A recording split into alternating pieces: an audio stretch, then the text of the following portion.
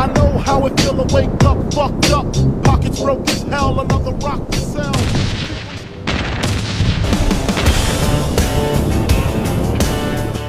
What? All praises, honor, and glory to our power, Yahweh, Bahasham, Yahweh Shai, Bahasham Rachakudash. Double honors to the apostles, the bishops, and the elders of Great Millstone.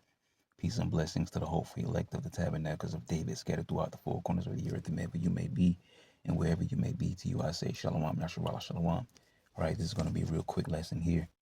All right, I guess it's a little bit too late now, but just paying attention to what's happening here. Of course, we know the angels are camped around about those of us that fear the Lord, but you can never, not be aware of your surroundings. I'm pretty sure by now. It says no king's protest, live updates, hundreds of thousands rally in cities around the world.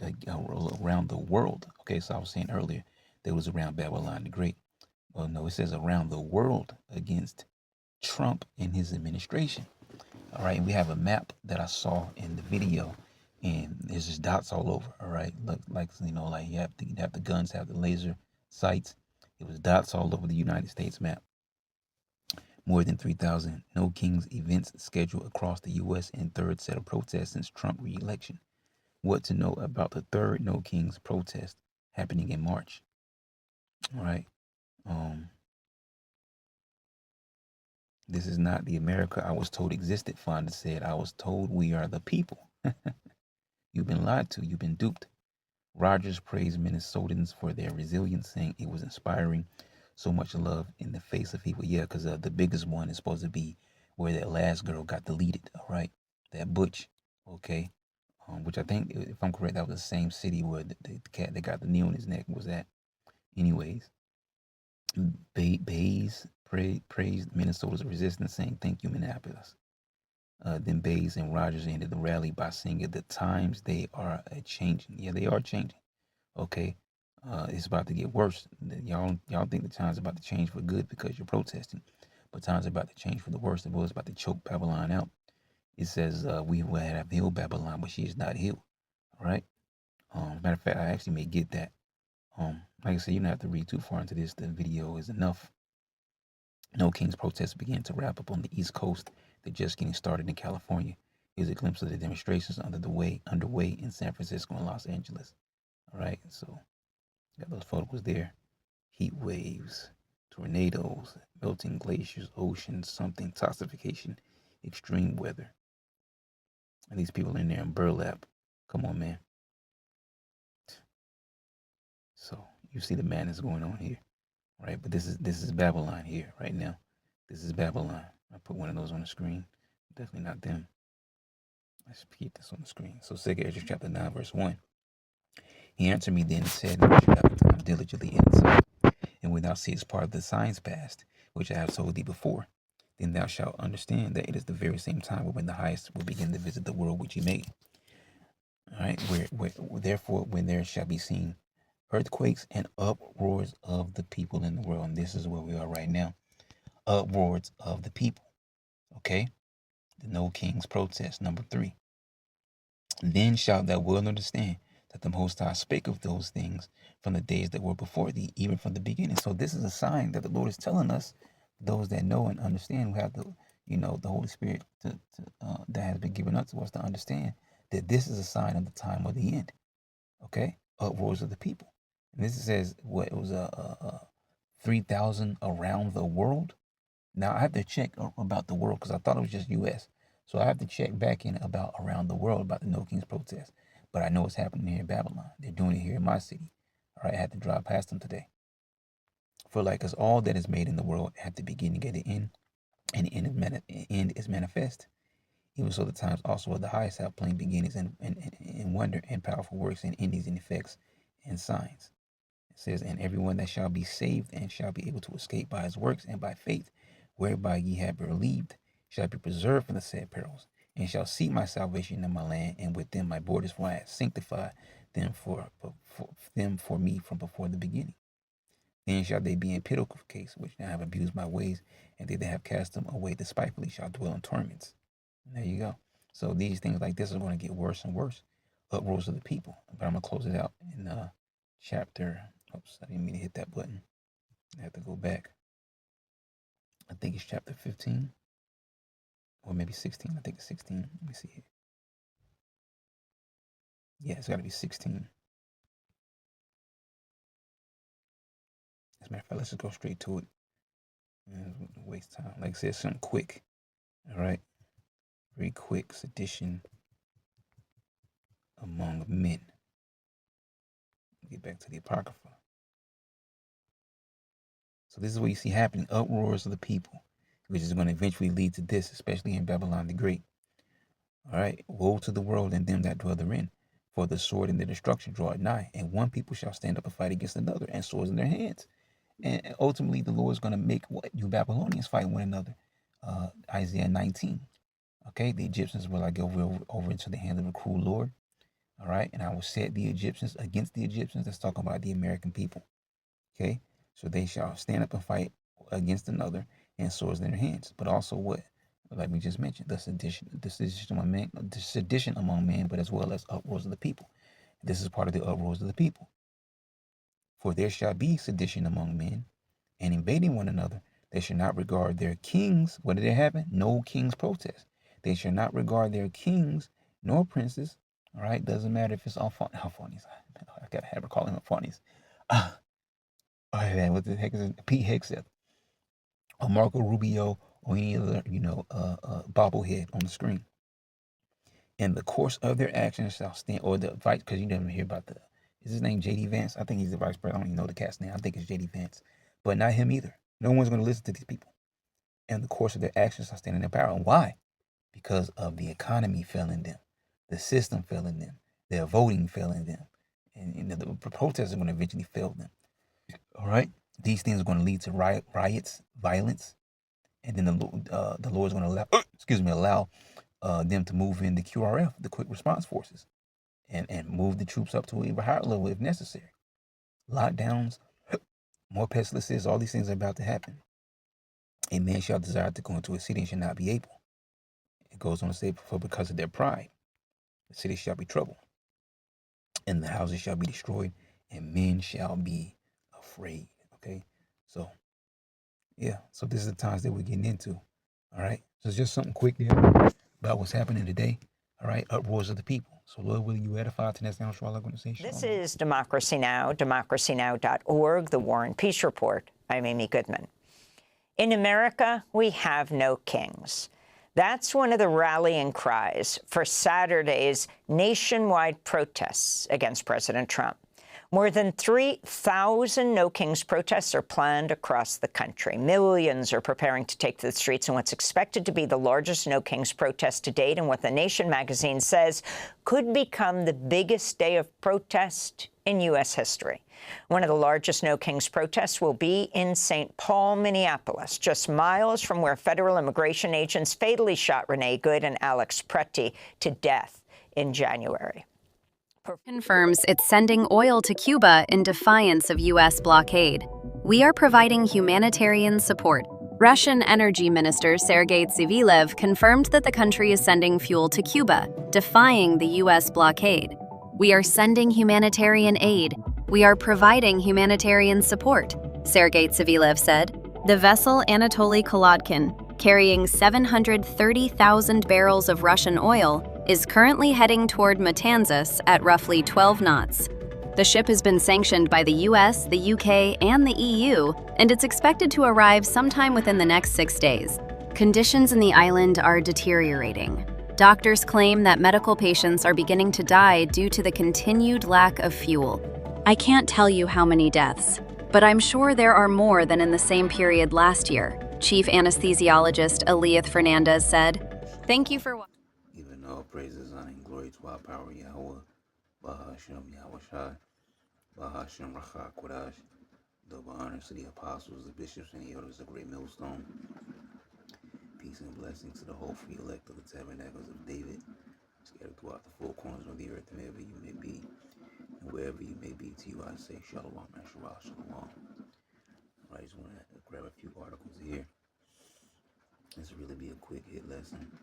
Says this first one says Russia says it supplies fuel to Cuba as humanitarian aid. Right? Russia says it supplies fuel to Cuba as humanitarian aid. Okay, which I just saw this not too long ago when I was looking at YouTube on the TV. I watched about 3 minute, 3.5 minute, video about that. So, and I had thought here it'd be interesting to see what Babylon is going to do about that. All right, because we know they're really putting the pinch on Cuba right now. But to close my thought off, what happens if Babylon seizes the tanker? All right, with these aid supplies, they might get away with it. But we also know how they like to bomb things. So what happens if they bomb it? Okay, what will Russia do? Right? Will that get them involved in a situation of conflict? Or will Babylon look the other way and allow them to supply? So it's an interesting situation with them sending aid and combating America's authority, which they're trying to, showcase over Cuba right now. Right? So it says Russian Energy Minister Sergei Tizvilev, Sergei T, we'll just call him Sergei T, said on Wednesday that Russia was supplying fuel to Cuba as humanitarian aid. All right, T, who was speaking to reporters on the sidelines of the ministry's conference, did not elaborate further. The U.S. Treasury Department on Thursday changed the terms of a waiver it had granted to sales of Russian origin crude and petroleum products already loaded on tankers to specifically exclude transactions involving North Korea, Cuba, and Crimea. Power blackouts are now the norm in Cuba, which has received only 2 tankers at its ports this year, bringing imported oil cargoes, or LSEG, data showed. A tanker carrying fuel originally bound for Cuba on Friday changed its destination to Trinidad and Tobago, according to LSEG ship tracking data. A blow for the island amid a severe fuel scarcity that has triggered power blackouts. All right, and which we don't really have to explain that because it just said it. All right, the fuel scarcity is triggering the blackouts. All right, and those people start to lose all they have. Now, for the few brothers and sisters that may be there, all right, who may be of the Lord's elect, may the Lord protect them, all right, and guide them, and provide for them. But for the rest of those that be there in Cuba, because we know that's the tribe of Manasseh, well, we know what the scriptures say in 2nd Ezra chapter 8, okay, that many great miseries shall come to them, all right, in these latter days, because they walked in great pride, okay. So that's pretty much the end of that. That was a quick one there. We're going to pull up our next one. Things get more interesting here. Alright, so you have this. I have to refresh it. Interesting. Let me just pull it back up. So, report Iran claims 1 million fighters are primed for U.S. invasion. Now, whether or not they actually have 1 million men, doesn't really matter or not. But let's say, I didn't even click on that. Okay, but so let's say that this is true. As a matter of fact, we're done with that. Get that out the way. Let's pull this up. So let's say they do have 1 million men who are prepared to fight, and possibly some of them die, okay, to defend their homeland, to defend, what they call this decapitation strike that happened. All these different leaders, their main leader, Ali Khamenei, killed many family members of his. Then, his son taking the helm, and him also being injured in an attack. Okay.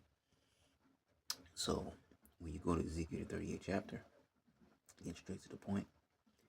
Verse 4 and 5.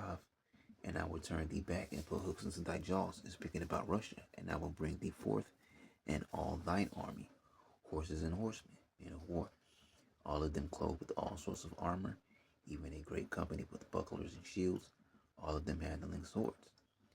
Persia, Ethiopia, and Libya with them, all of them with shield and helmet. Gomer and all his bands, the house of Tocomar of the north quarters, and all his bands, and many people with thee. So right here it says Persia, which the Persians are, the modern day Persians are who? The Iranian people. Okay? So it says all of them with shield and helmet. Okay, all of them and all their bands and so on and so forth. And right now, that's also, when you go on to the prophecies of Ezekiel, is the 14th or the 15th chapter. I think it's the 15th chapter.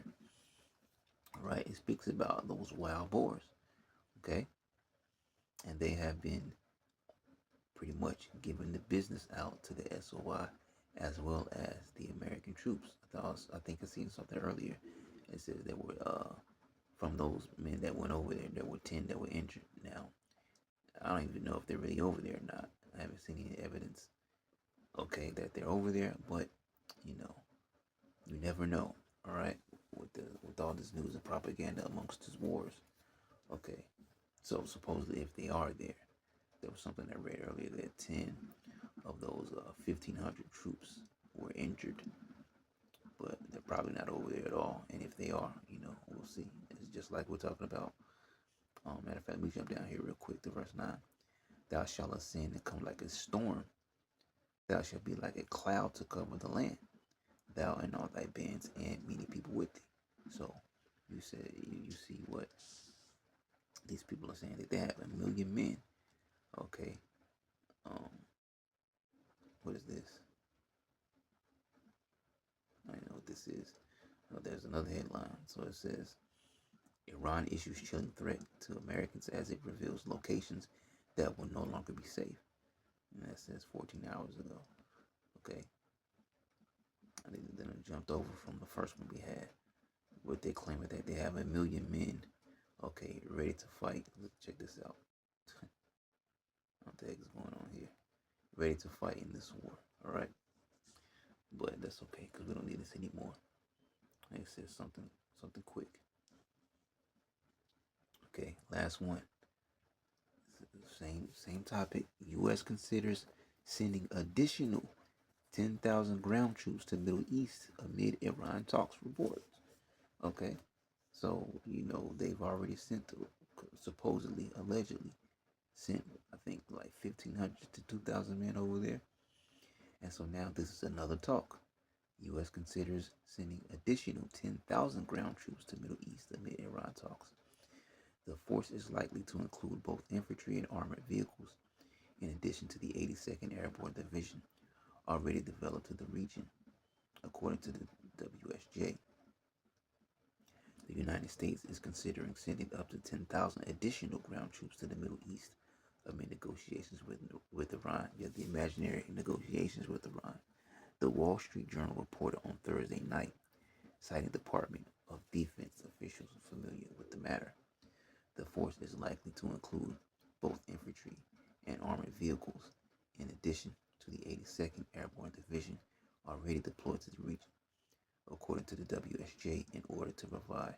Now, thinking about it, it could be those men that were injured were probably those that were in those, garrisons or whatever. That's probably it. Right. But anyways, nonetheless, on this topic here, so additional to the ones they supposedly are already sending, there are talks of another 10,000, okay, in order to provide U.S. President Donald Trump with more military options. And there was a article or a post, I can't remember if it was the video or a post, anyways, where one of these Iranian officials said that they are prepared for any situation, right, that's to occur. If the American troops decide to actually come over there, they actually send troops over there, they said that they are prepared for any scenario that's going to happen. And they have been preparing for a long time, just like Russia, all right? Since that Cold War era, they have been preparing a long time. A lot of nations want to get back at Babylon, and this war is going to give them that comfort of revenge. But at the end of the day, they're all going to be upset by Yahushua. So they may get the comfort of destroying Babylon, but they themselves will be taken out of power shortly afterwards. Experts have suggested that the deployment of the 82nd Airborne Division is aimed directly at Iranian strategic interests, such as Karg Island in the Persian Gulf. However, the WSJ noted that it is unclear where the additional force would be sent or stationed. All announcements regarding troop deployments will come from the Department of War. Deputy White House Press Secretary Anna Kelly said, "As we have said, President Trump always has all military options at his disposal." Okay, and we're not going to read any more into that. We're just going to get what we need here and close it on off. Okay. All right. On fire verse at this moment.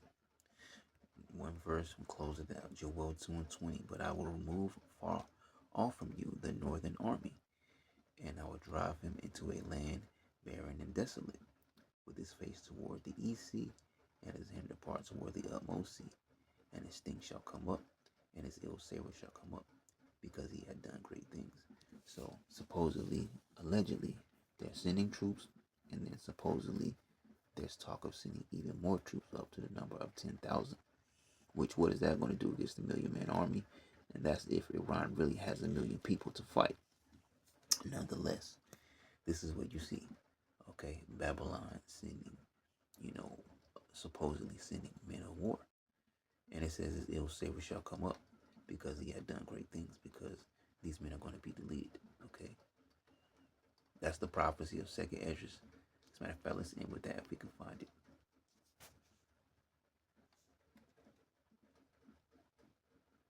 Hold on, let me take us over there.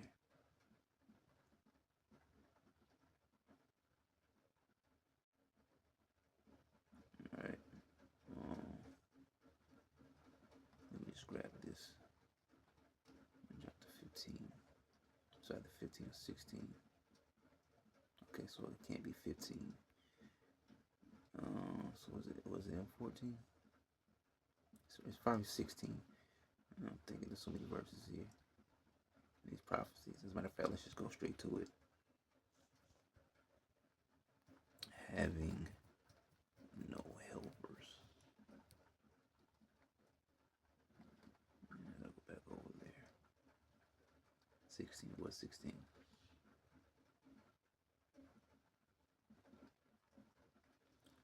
So it says, let's get what's on the screen, close out. Even so, in the days there shall be 3 or 4 left by them that search their houses with the sword. And the earth shall be laid waste, and the fields of the road shall wax old, and her ways and all her paths shall grow full of thorns, because no man shall travel therethrough. The virgin shall mourn, having no bridegrooms. The women shall mourn, having no husbands. Their daughters shall mourn, having no helpers. In the war shall their bridegrooms be destroyed, and their husbands shall perish of famine. All right, because ultimately, these men that are going to go over there to this war for Babylon, which is for the SOI, are going to be deleted, and they're going to need more numbers. All right, so they're going to probably push forward the draft. So many men are going to get sent to the so-called Middle East area. All right, and they're going to be deleted. Okay, so that's pretty much it. I'm gonna close it off there. Lord, will you edify to that? That's what I'm going to say. Angela Brown is following the latest from the live desk for us right now. And Angela, as those negotiations do move forward, the White House, they're not waiting around. The Pentagon's now looking to deploy 10,000 more troops possibly to the Middle East. Yeah, you talk about that window, Jan. This is a window where something could actually be done here, but this could also mean with the more troops, a shift towards escalation, putting more pressure on Iran. It could also signal from the Pentagon that things are not close to being wrapped up like they projected. Now, leaders are reportedly, as Jan said, considering sending an additional 10,000 ground troops to the Middle East. The Wall Street Journal actually is the first to break the story. You have military leaders say, while it's not clear which units will be sent, The new deployment is in addition to the 1,500 troops deployed from Fort Bragg in North Carolina. Now, the possibility of more troops on the ground comes as the U.S. continues to try and strike a deal with Iran to end the war. As it stands right now, you have leaders in Pakistan say they're continuing to facilitate these indirect talks between the U.S. and Iran. At last check, though, Iran was still considering some of the proposals from the president in an attempt to further along some of those peace talks. Now, the president is at this point basically stopping strikes on Iran's energy centers for 10 more days. That's that window we've been talking about. So peace negotiations can continue over the next several days. Now, the president posted online right here, as per Iranian government requests, please let this statement serve to represent that I am pausing the period of energy plant destruction by 10 days to Monday, April 6th. That's what the president posted. Now, we're staying on top of all the developments coming out of the Middle East. We'll have any new developments right here, of course, at the Live Desk.